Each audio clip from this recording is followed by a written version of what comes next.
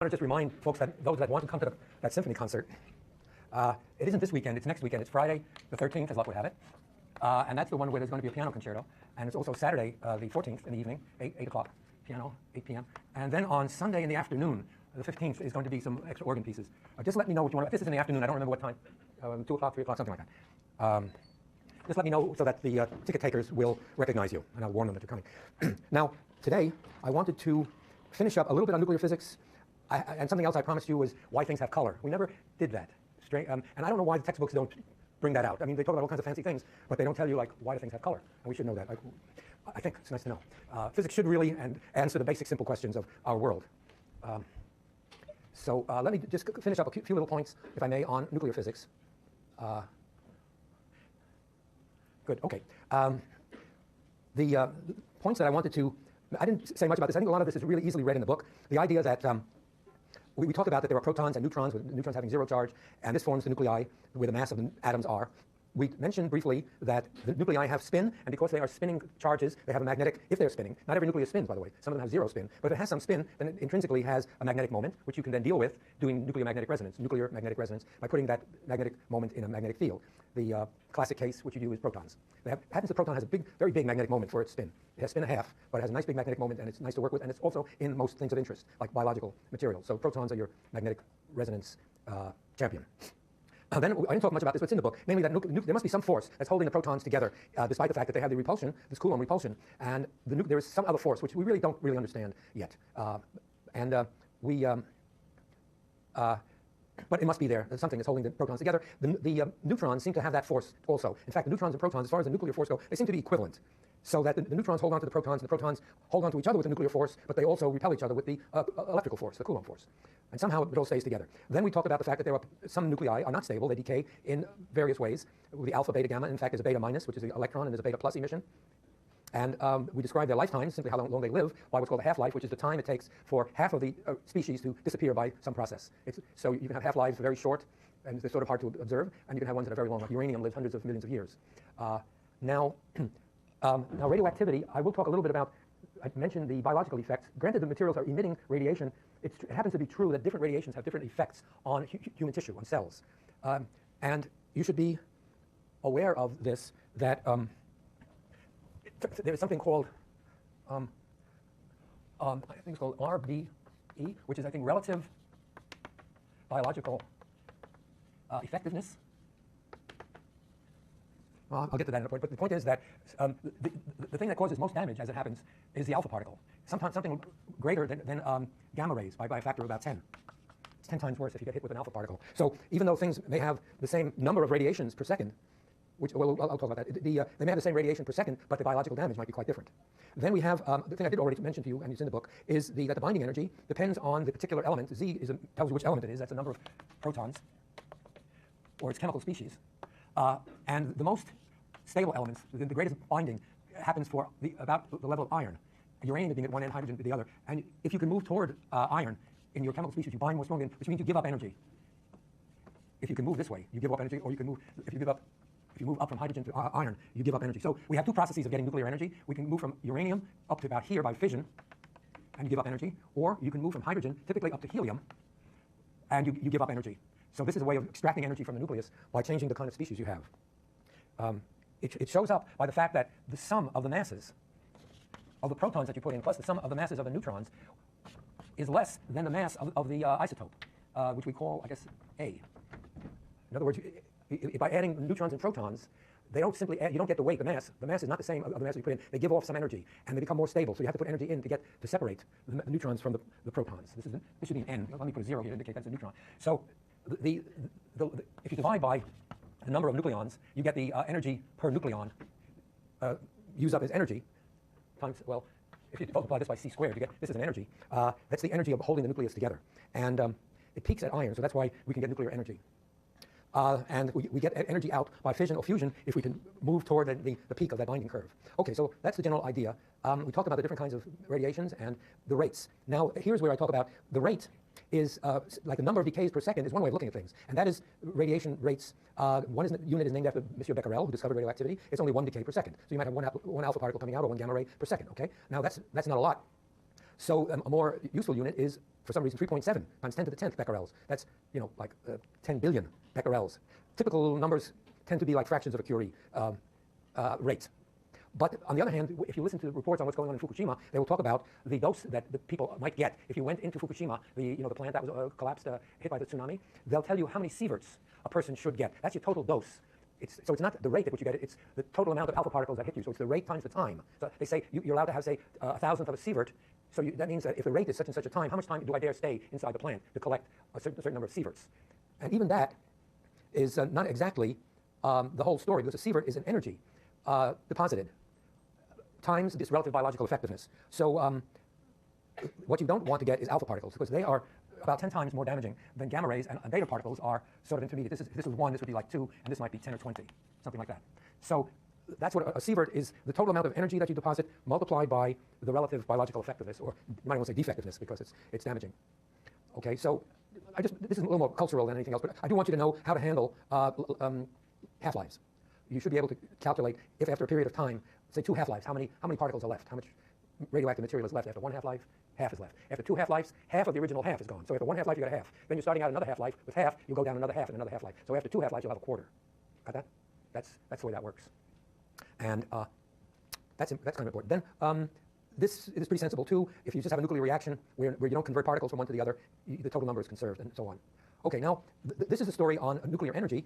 There are 2 key factors. One is the fission story, is that this is the chart out of the book which describes the fact that you have more neutrons than you have protons, especially as the nuclei get heavier and heavier, more and more massive.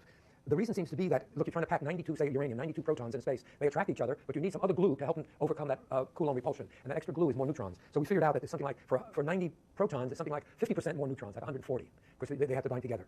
But the key thing is that if you're going to do fission, you're going to go from around here, 90, down to around here, 40 or 50. So you need fewer neutrons. You see, the deviation here is not as great in the extra number of neutrons. So if you split the uranium atom, you will have the daughter nuclei not needing as many neutrons to live. And so you'll get these daughter nuclei, but you'll also get some extra neutrons. And that's the key to the chain reaction. So this is a curve. I don't think this is in your book. I looked at you just in the office hour, and I couldn't find such a curve. But this is the fission products. If you break uranium, you add a neutron, you see the neutron adds to the number of particles, but it doesn't change the charges, because you've added only a neutral particle. So it's still uranium, 92. But if it splits, it splits into xenon and strontium. So it splits into particles with a whole distribution here.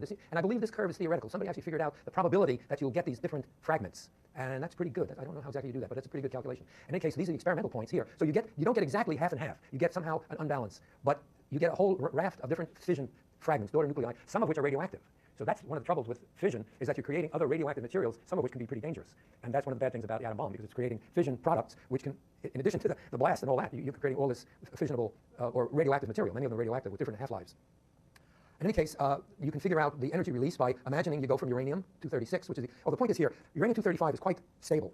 But when you add the neutron, it becomes uranium-236, and it turns out that is not stable. And what it does, it kind of starts to wobble. It's a big, fat, gooey nucleus somehow. And if one of its vibrations makes it neck down a little bit, like a water droplet necking down, then you might have like 40 protons and 50 protons, and they're going to start to repel each other. So the necking down gets worse, because they're trying to push apart. And then the 2 drops pull apart, and then they run away completely, because now you have, say, 40 protons and 50, and they repel each other.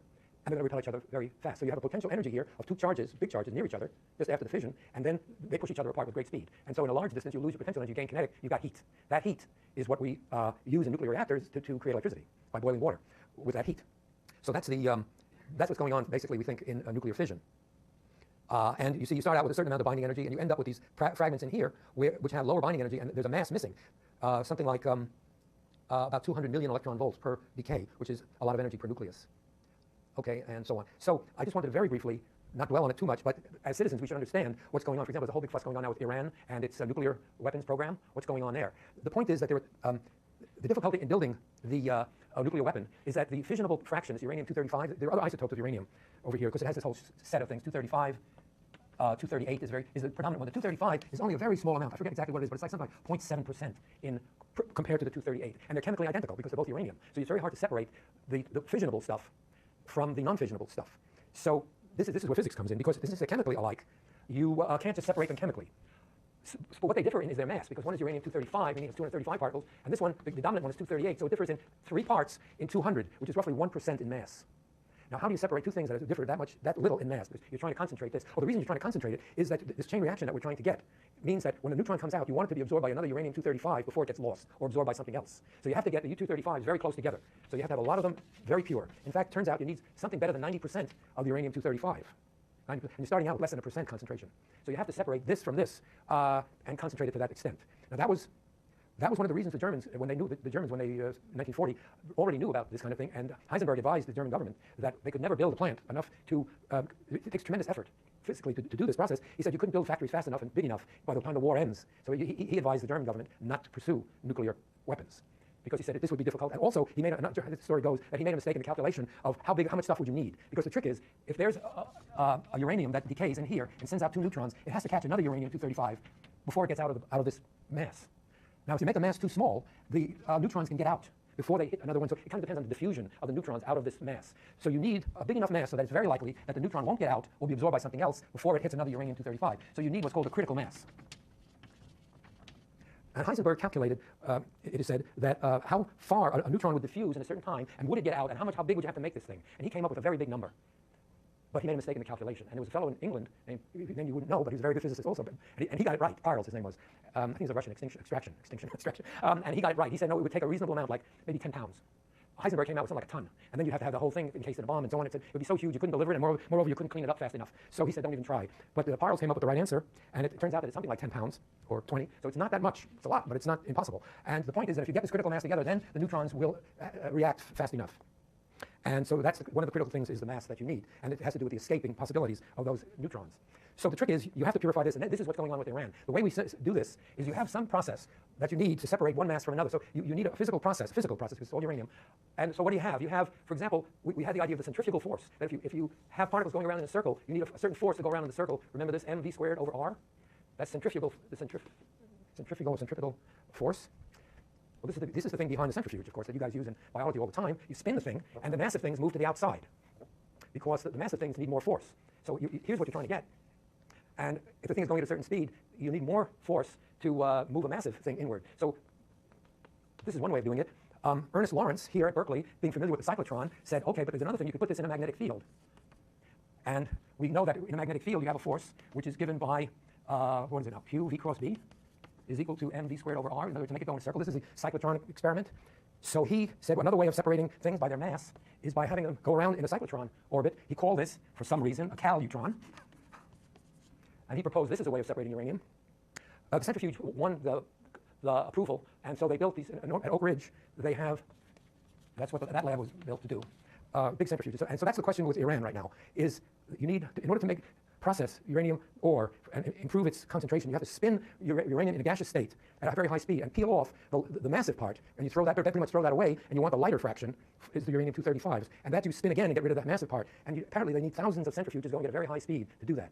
So what we're trying to, the Western powers are trying to prevent them from getting enough and high enough speed centrifuges, because to get the high speed up, for example, there's a special aluminum tubing that's used, and so they try to prevent them from getting the tubing, so they can't build the centrifuges. And then, of course, there was this other trick they had where they sent some kind of a nasty program to the Stuxnet, you know about that thing, the Stuxnet program, which they infiltrated into the Iranian centrifuges to make them spin too fast, so they broke, and they screwed them up for a couple of months.